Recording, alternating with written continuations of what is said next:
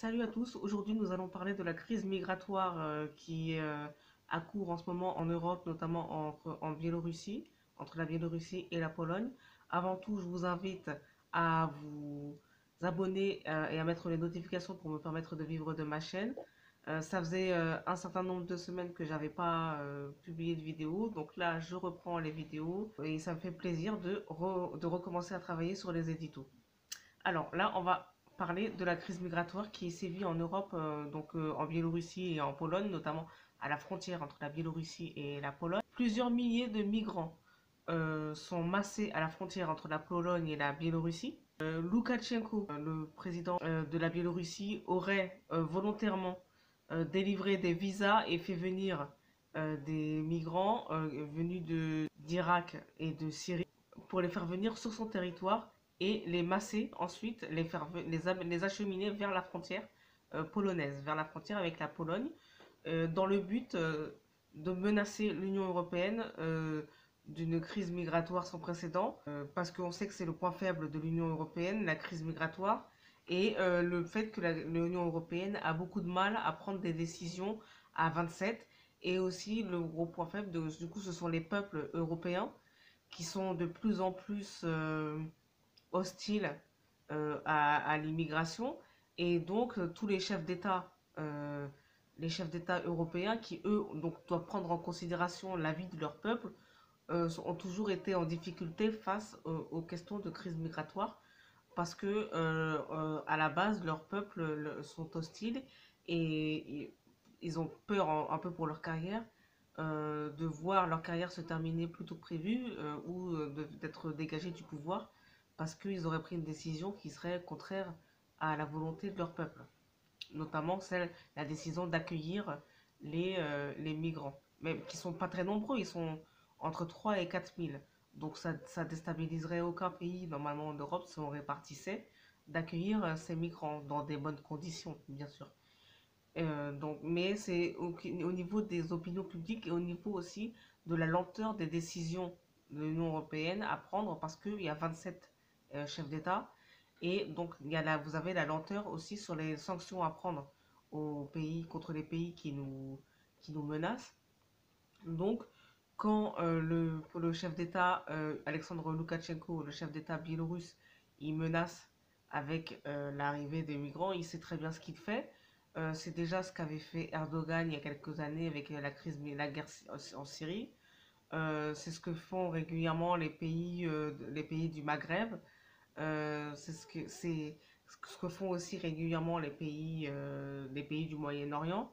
Donc l'Europe a un point faible sur ça et donc on peut menacer l'Europe sur la question de l'immigration. Et il y a aussi le fait que, comme dans l'espace Schengen, il n'y a pas de frontières. À partir du moment où les migrants passent les frontières extérieures de l'Union européenne, on sait, il est de notoriété publique, qu'une fois qu'ils sont rentrés à l'intérieur, ils passent dans n'importe quel pays extrêmement facilement parce que le système Frontex, qui est le système qui est censé contrôler la frontière extérieure de l'espace Schengen, en fait, contrôle très mal les arrivées et ne fait que contrôler les cartes d'identité et ensuite laisse passer. Donc, on sait qu'à l'intérieur de l'espace Schengen, les migrants visent l'Union européenne parce qu'il y a l'espace Schengen et que les frontières, une fois que vous avez passé la frontière extérieure, euh, tout le monde peut passer n'importe où à peu près à l'intérieur de l'Union européenne. Loukachenko, il aurait pris cette décision pour se venger des sanctions prises par l'Union européenne envers lui à cause d'une répression de l'opposition biélorusse lors des élections de 2020. Donc l'Union européenne aurait pris des sanctions et là, Loukachenko, il cherche à se venger des sanctions et il s'agit de faire pression et de dire vous laissez tomber les sanctions et vous me reconnaissez en tant que chef d'État et je résous la crise migratoire que je viens de provoquer, je les renvoie chez eux, etc., etc. Alors, la Pologne aurait bloqué l'accès à la frontière pour les journalistes et les ONG pour pas qu'il y ait d'images qui fuitent. Mais il y a quand même des images qui fuitent, des images de violence des autorités et polonaises et biélorusses. Et il y aurait des images de migrants qui seraient en train de tenter de passer la frontière avec la Pologne. La Pologne a construit un mur avec des barbelés, des rasoirs et tout, des choses qui coupent, qui font mal pour empêcher les gens d'avancer. Les autorités biélorusses, elles poussent les migrants vers la Pologne et la Pologne essaie de repousser, de refouler vers apparemment une forêt qui se trouve pas loin de la frontière, une grande forêt, et la Pologne fait en sorte que les migrants restent dans cette forêt-là. La Pologne a lancé un coup de filet pour interpeller les migrants lorsqu'ils passaient à la frontière et donc on aurait interpellé sur les 3 4 000 migrants une cinquantaine de migrants. Mais on sait que certains migrants sont déjà passés en Pologne, ont réussi à passer en Pologne. De toute façon, les migrants sont motivés et ils le font au risque de leur vie et on sait qu'il y a déjà eu plusieurs morts. Le Premier ministre polonais accuse clairement la Russie d'être le commanditaire de cette opération derrière la Biélorussie. La Russie le nie. La Russie nie être le commanditaire, mais plusieurs chefs d'État européens ont appelé Vladimir Poutine pour lui demander d'agir sur cette question. On ne sait pas pour l'instant quelles seront les décisions prises par Vladimir Poutine.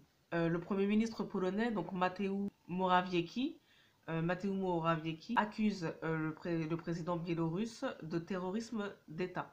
L'affaire a été lancée, a été dévoilée sur Twitter par le gouvernement polonais, plus exactement par le ministère de la Défense, qui a publié sur Twitter des images des migrants qui sont en train d'essayer de passer à la frontière. Et donc Loukachenko essaye d'imposer ses conditions et de faire lever les sanctions en faisant pression avec cette crise migratoire. La Pologne a envoyé 15 000 soldats à sa frontière. Donc déjà, on sait qu'on craint des situations violentes et on craint une crise qui fasse l'escalade, puisque si elle a envoyé des soldats, la Pologne, non seulement c'est pour contrôler les migrants, mais on craint que... Enfin, je crains personnellement, j'ai pas vu ça passer, mais je crains que ça vire en conflit interétatique entre la Pologne et la Biélorussie et que les armées finissent par se confronter pour de vrai entre l'armée biélorusse et l'armée polonaise. L'Union européenne, elle a pris des décisions qui sont un peu des pansements sur une jambe de bois, c'est-à-dire que l'Union européenne, elle a, elle a suspendu les dispositions qui facilitaient la délivrance des visas pour la Biélorussie, ce qui ne va pas empêcher les Biélorusses de faire acheminer les migrants dans les faits. Et en plus, cette histoire de bloquer les dispositions sur les visas, ça donne l'argument de la souveraineté aux chefs d'État concernés. Ça donnera l'occasion de dire, voyez, l'Union européenne m'enlève ma souveraineté de délivrer des visas, etc. etc.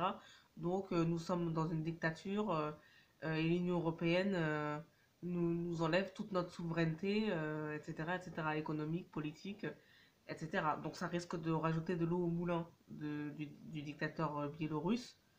Et en plus, ça risque de ne pas forcément servir à grand-chose, puisque dans les faits, même si l'Union européenne, elle a visé les aviations, les lignes d'avion qui acheminaient les migrants, qui étaient notamment turcs, je pense que les Biélorusses ont les moyens d'acheminer les migrants par d'autres moyens. Donc, ça servira à rien, comme d'habitude. L'Union européenne, elle prend des petites sanctions et elle se gargarise sur les droits de l'homme, etc. Et finalement, les situations ne sont jamais réglées. L'Union européenne aussi a mis en place une surveillance d'un certain nombre de pays, notamment des pays africains, des pays du Maghreb, des pays du Moyen-Orient, sur la question migratoire.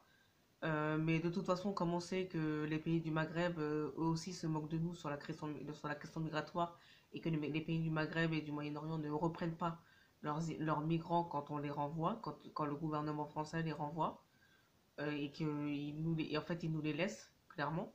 Donc, du coup, l'Union européenne, c'est encore un coup d'épée dans l'eau, puisque ce sont déjà des pays qui ne respectent pas le droit international et qui ne reprennent pas leurs migrants de base depuis plusieurs années. Donc l'Union européenne, là, elle n'est pas prise au sérieux. Elle n'a jamais été prise au sérieux. Elle ne sera pas prise au sérieux avec les mesures qu'elle va prendre là. En plus des difficultés que les 27 vont avoir pour s'entendre. Donc c'est une crise qui soit ne sera pas résolue, soit mettra tellement de temps à être résolue que ça n'aura pas forcément l'effet attendu.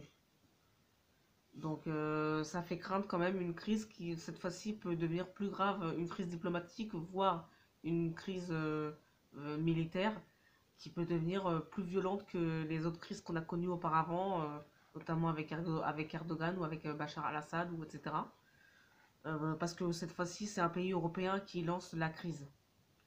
Et que là, c'est l'Europe entre elles qui se fait du chantage, quoi. Et ça rajoute à la crise identitaire que vit déjà l'Europe en ce moment depuis une vingtaine d'années, une trentaine d'années. Il faut quand même donc retenir qu'aujourd'hui, on va avoir une réunion des ministres des Affaires étrangères de l'Union européenne à Bruxelles. Jeudi, on va avoir une réunion du Conseil de sécurité de l'ONU.